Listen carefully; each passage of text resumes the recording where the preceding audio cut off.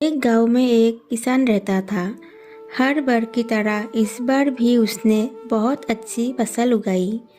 उसी खेत में एक चिड़िया अपने घोंसले में रहती थी। कुछ दिन बाद उस चिड़िया ने घोंसले में 2 अंडे दिए। अंडे देने के कुछ ही दिनों बाद अंडे में से बच्चे निकले। इधर धीरे धीरे किसान का फसल पक के तैयार हो गया। अब फसल को काटने का समय आ गया। एक दिन किसान खेत में आया और बोला, मैं कुछ आदमियों को कल खेत की कटाई के लिए भेज दूंगा, जो सारे फसल को काट के ले आएगा। इस बात को सुनकर चिड़िया के बच्चे परेशान हो गए, मगर चिड़िया ने अपने बच्चों से कहा, बच्चों घबराओ मत, कल ये लोग फसल काटने नहीं आएंगे। अगले दिन चिड़िया की बात सही निकली। फसल काटने कोई नहीं आया।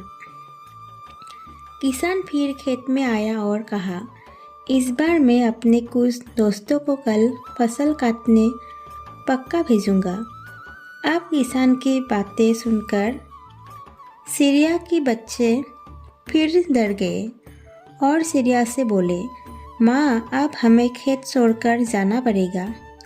चिड़िया ने बोला, डरो मत मेरे बच्चों, कल भी हमें खेत छोड़कर जाना नहीं पड़ेगा। अगले दिन वो किसान के दोस्त फसल काटने नहीं आए।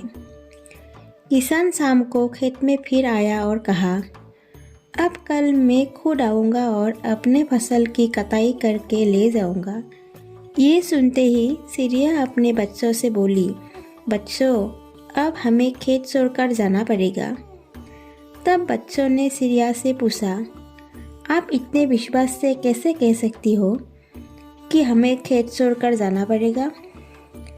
तब चिड़िया ने कहा, पहले किसान दूसरे पर निर्भर करते थे, इसलिए उसका काम सही समय पर नहीं हुआ।